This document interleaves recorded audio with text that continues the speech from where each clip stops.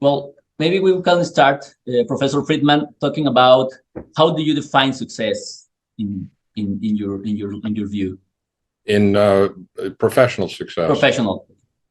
I would define it as having a vision or an ambition for a certain achievement or level of achievement and reaching that dream. In other words, realizing your ambitions and whatever it is. It can be in being a great doctor, it can be in being a great scientist or a clinician or anything else. But success is defining a goal and reaching that goal. Yes, I mean it's a personal goal because usually in this moment we are thinking about general metrics in, I don't know, number of papers, citation, number of Yeah, likes in social network. But as you said, it's more important your personal goals. I think so. You know, of course, there are lots of hard metrics, grants, papers, invited lectures. We use those all the time. But I think in the end, it comes down to whether that represents something that you view as a success and realizing your ambitions or your goals. It's not what everyone else tells you. I Yeah. mean, you know, certainly there are simple things like if you don't get a grant, you can't do the research, so that wouldn't be successful. But I like to think more in terms of from the inside out. How does an individual define what their goals are and can they achieve them? Yeah.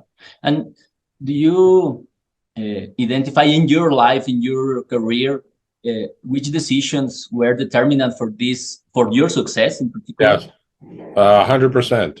It was my decisions of where I trained and who I trained with. That was, Okay. The uh, place. yeah, the quality of the environment. So you know, at every step in my career, I've been blessed by being in great institutions that motivated me to work harder and be my best. It started with medical school, or maybe even university, and then medical school.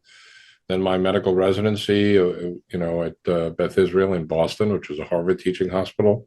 And then UCSF, I would say, was the most formative area and influence because that's where I created a research career and was influenced greatly by both the quality of the department and also my mentor, a wonderful man named Monty Bissell. So I think all of those all of those inputs are critical, but in the end of all of them, the one that led me to my area of research and my mentor were the most important. I understand like that it's important the place, but as well the human resources. I mean, I think Of this is course, you know, you know, it has to do. Look, it's great. It's important to be in a great environment. You know, I've been in great institutions. I also did a sabbatical as a Fulbright scholar at Weizmann Institute, which was very influential in my career, even though I was already established. But you know, you need a critical mass of accomplished people who are smarter than you. You need resources to do whatever it is you want to do, whether it's clinical trials or laboratory research. And most of all, you need a value system that supports the intellectual growth of trainees and to share ideas and sometimes projects. And that's, you know, that value system is very important because if people do not believe in mentoring or creating the next generation and being nurturing and being supportive, it doesn't happen. You can be in the greatest institution in the world, but if you don't have good mentors who are watching out for you and putting you as their priority, if you don't have that, you don't succeed. And do you have any role, any mentor, or what kind of mentoring did you receive during your residency? Not so much in my residency. It was really in my fellowship for gastroenterology, where I started to work in the lab. I chose a lab run by a man named Monty or Montgomery Bissell. And Monty was interested in something that at that time was quite obscure, which is the fibrosis or scarring of the liver. Yeah. And he created a very supportive environment. It was very encouraging and gentle and not too critical. Uh, and gave me the space to ask the right questions, to change the direction of my research when the first area didn't work out. And then created an environment where we were a team and everybody shared in their successes. And really felt good about not only their own success, but the success of other members on the team. Right. And, was a very powerful model for me at a very delicate time where I was formulating my own ideas about research. And what I've done in the many years since then is to create my own laboratory that's modeled very much after those values, supporting young people, encouraging them, giving them opportunities to both succeed, but to also make mistakes without being criticized, and to really make sure that people find the joy in what they do. So I think this is the most important lesson that you receive in this period of time. I mean, to promote the young people in a correct way. Well, what I learned when I was a young person was more to be humble and pursue questions that are important to you, and to rely on others for guidance. I think those are the lessons I learned as a young person. As a established faculty, the lessons are now turned around so that I can provide those opportunities for other young trainees. You need, I think a lot about mentoring, and I still work very hard in trying to make sure I'm the right mentor for each person, because every individual has different strengths and weaknesses, and one has to be sensitive to the things they do well and to the things they need improvement on, and to encourage growth in the weaker areas without making someone feel criticized or undervalued or less valued. Sometimes when we believe in people like you and other great physicians, we believe that you are very rigorous. But as I heard, maybe you need to be more sensitive to identify weakness and aspects that are important for that student. Is it correct? Yeah, yes, 100%. You have to individualize your mentoring by taking into account what people do well and what they don't. I mean, I have now 3 PhD students in my lab. Every one of them is different and has different needs. And when I work with them, I personalize my expectations, my language, my suggestions in a way that fits well with their existing knowledge and encourages them to be better without feeling criticized. I mean, the business of research in particular, we get lots of rejections, papers, grants, everything. And the last thing I want to do is create a hostile environment. I want my lab to be a safe place where the rejections that will come do not damage the person's self-confidence or ambition to be successful. Right. That sounds very, very, very good. What is I imagine you during these years you have been teaching or mentoring a lot of students. Did you receive any important lesson from the students? One of some inputs important for you? Yes. I think in general it's to basically to show appreciation or understanding of the stresses of being a student, being aware that their stresses, it may not seem important to me, but if it's important to them and causes stress, I need to know about it. Okay. Do you have any strategies to set your goals and achieve that goals? Some strategies about it? Well, the graduate education for postdocs, it's different, but for undergraduate and graduate education students, either MDs or PhDs, there's enough structure in the education, at least in our institution, that there are some very concrete milestones. They need to present at regular meetings. They need to meet with me every week. I meet with every student every week. But then they need to have a thesis proposal that's reviewed rigorously and approved. And then they meet with their thesis committee at least 2 or 3 times a year. And then they need to defend their thesis in writing and as an oral presentation. So, a lot of the expectations are built around those very concrete milestones. My own expectations are really more around the values that I hold dear, which I mentioned to you, not being secretive, not being isolated, telling me when you don't know something, taking the initiative to ask and answer questions on your own and learn to be creative and be very collaborative. Those are, fundamentally the key values. And it creates a work environment that I think is generally very, very pleasant. these young people are spending, I spend a lot of time too, of course, but Yeah. they're spending a long hours in the lab, and sometimes an experiment doesn't go well, and it's really heartbreaking. Yeah. And so, one needs to be sensitive, as I try to be, to the ups and downs and the challenges that come, and how how much of a, we all, including me, many times feel at a point that you're a failure, and or I'm an imposter. I started a research career, but I never had a PhD. So for most of my career, I kind of felt like I wasn't a real scientist because I didn't have a PhD, even though I was getting papers and grants. And so I think,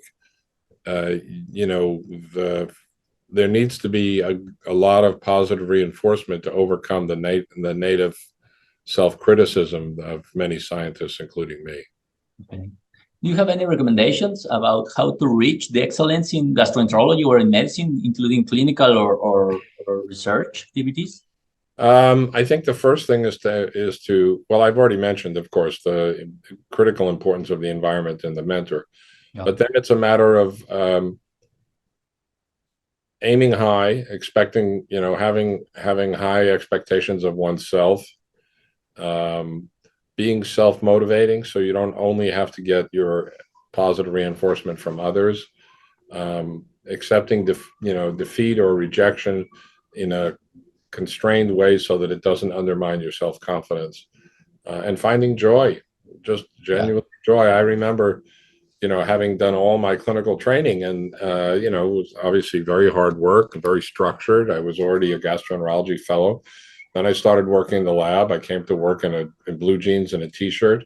I couldn't believe that people were paying me to do this. I mean, after all, I'd spent 10 years with a white coat, and a lot of the pressures and stresses and volume of work, of clinical work. And then I get to show up in the lab when I want, do what I want, leave when I want, and wear what I want.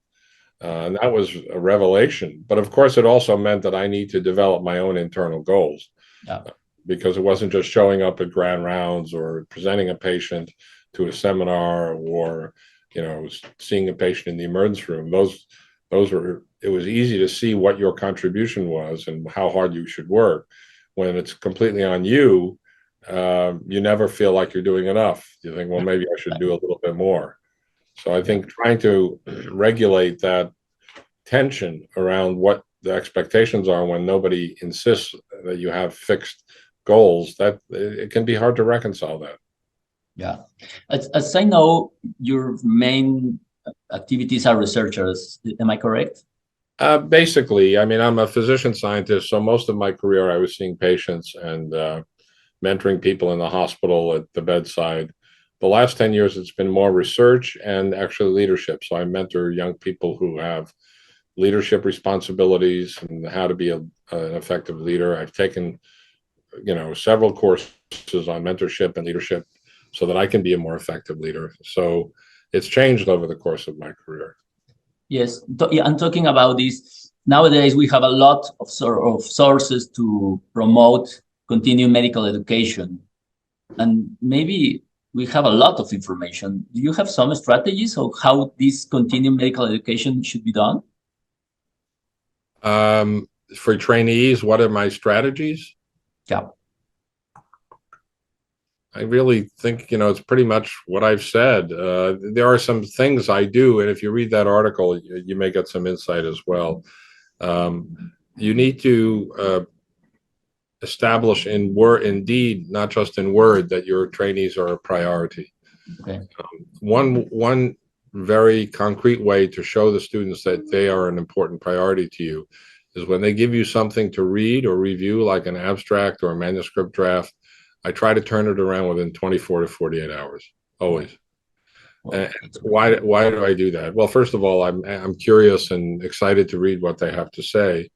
But also, when a mentor who's as busy as I and many mentors are, when a mentor suddenly brings that responsibility to the top of their priority list and reads it and reviews it and edits it and sends it back to the student, that's telling the student, you're my top priority.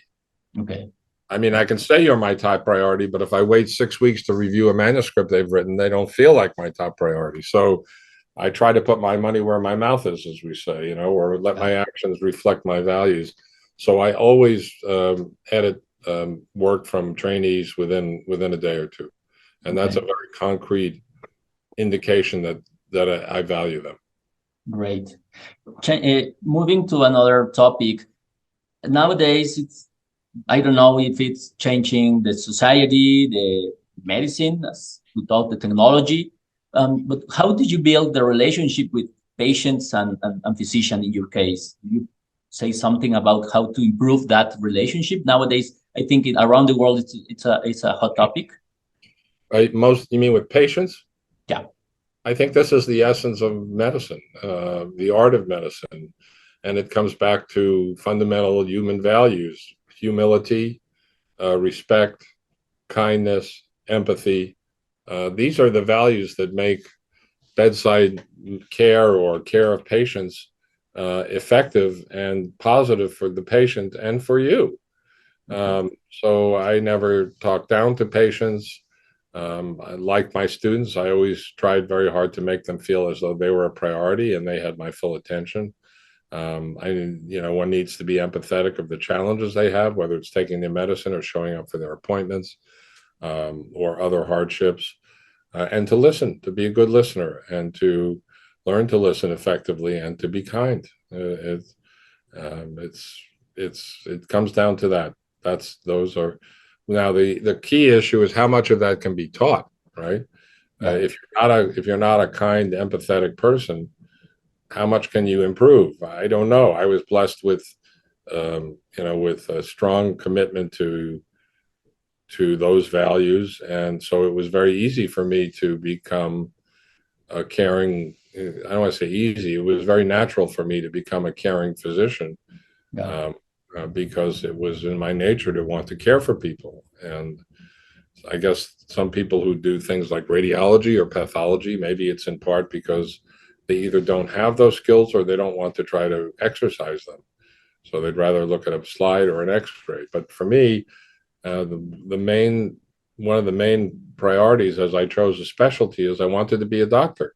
I wanted to be able to, I often said that if you look objectively, specialties like ophthalmology, dermatology, maybe even orthopedics, they're fantastic because you get to be a doctor, you get to heal people, and if you're an ophthalmologist, you can restore their sight, um, and you can have a very gratifying career and probably make decent money. Um, but I could never warm up to those specialties. At the end of the day, I wanted to be a doctor. I wanted to be able to walk into a patient's room, talk to them, take a history, do a physical, really try to get a sense of what the disease was, understand the human physiology, not just the eyeball or the nose, or yeah, and so for me, it was always a priority to be able to deal with complex situations and try to prioritize and understand. And again, that's part of internal medicine and yeah, gastroenterology, not necessarily part of pathology or radiology. yeah. I heard you invest a lot of time with your fellows, students in your lab. How do you separate your personal life from your professional life? Because you have a lot of travels around the world Yeah. for talks. So how do you? It's hard, and I often feel guilty about it. Okay, Uh, when my kids were small, I tried to be home for dinner, even if I went back to the lab after work. Helped coach their sports teams, and I always made it a priority to try to be with my children. Certainly, anything important, a class play, a meeting with the teachers, things like that. Um, as I get older, in some ways it's easier. Certainly, I don't have children now. I have grandchildren, and they unfortunately don't live near me, so I don't get to see them as much as I would like. But I've always felt that travel, particularly when it's around work, is a wonderful gift of this academic career because you get to visit exotic places where you immediately are, first of all, they pay for it, but more importantly, you're welcomed by people who respect you. You see their homes or their towns or their cities through their eyes. You share your knowledge and you develop friendships. And that's something that I've always felt was an absolute gift of academic medicine. And it's very frequent that particularly now, if we go somewhere particularly far, but also if it's exotic, I don't just go give a lecture, turn around and come back. I say, look, we're going like this June, I'm speaking at the Japan Society of Hepatology. So I'm going with my family, and we're spending a week, Right. at my expense, and then I'll have 2 days attending the meeting. So that's pretty typical because it gives you the best of both worlds. Now, one thing I've learned is when you travel, as I did this past week, and I had 3 lectures and 3 meetings in 5 days in California, one south of Los Angeles, one in Los Angeles, one north of Los Angeles. It was nice to be in a different place, but it wasn't a vacation. Okay. When you travel for work, it's better than sitting in your office or making rounds in the hospital in terms of the change of scenery, but it's not a vacation.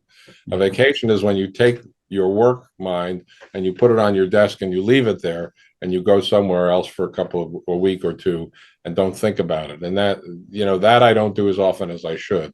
But combining travel and business with pleasure is something that I think is a real gift of our careers, much more than if I were in private practice. And the way you travel is usually very special because you're treated as an honored guest and often escorted around, and it's better than being a diplomat. Great. And this vacation mindset happened to you? I mean, you have free time to enjoy? Yes. I And how find do you manage this your free time? I sometimes we never know what are you doing in your free time.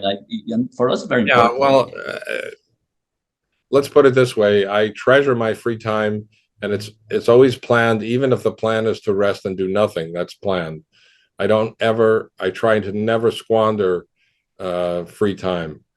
Here, living in New York City, of course, we have some unique opportunities. We go to the ballet. I have season tickets to the ballet, to a theater company, occasionally sports events, Central Park, concerts. And we have a vacation home out on Long Island now that is very relaxing and beautiful. And we try to get out there when the weather is warm every weekend.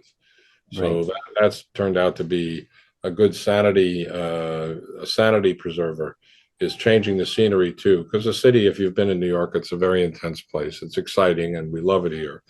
But sometimes you just need to get out and see some water and some trees and some mountains. Yeah, So of course. Nowadays, mental health is more important on fields in the humanity, including medicine. Do you yeah. have any strategy to safeguard your mental health? Um, I try to identify the things that make me stressed so that and try to compartmentalize them as best I can. Um, there's no easy answer because I definitely have ups and downs. Turns out I don't like the winter. My mood gets very much worse in the winter. So I try now to get to a warm area every once in a while during the winter. Of course, now it's starting to be spring, so it's easier escape. But there's no question that not just me, but I think in the field in medicine, burnout is, I'm not burned out, but I think in general, more and more people are thinking about burnout. Now, why is that? The most obvious reason was the pandemic, which was just Yeah. brutal on healthcare providers. Not so much me, because I was viewed as too old and at risk to be on the front lines, but everybody had to drop everything. Everyone had enormous stress and uncertainty and fear.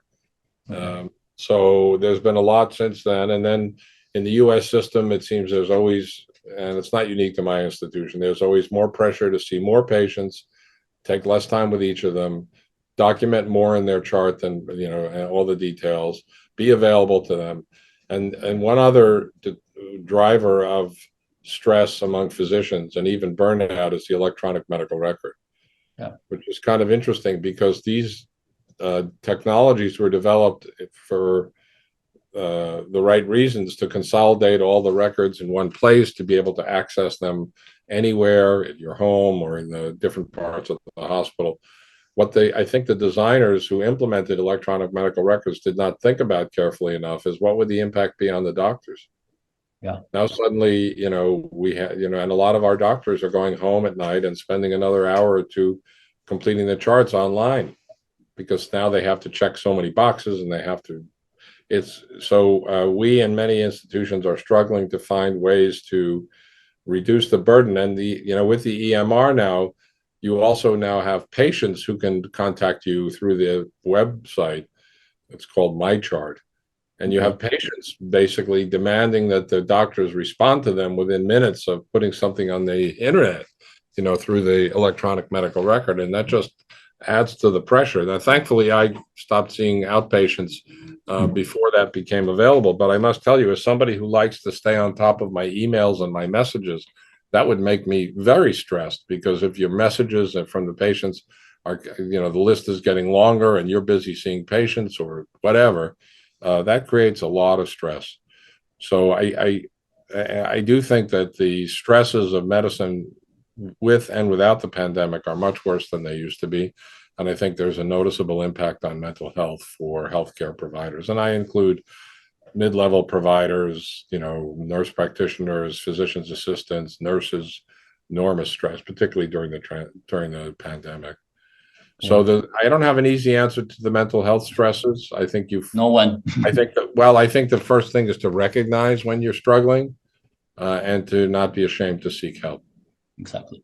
Perfect. This is not a competition to see how much stress a person can hold on their shoulders without help. That's not the point.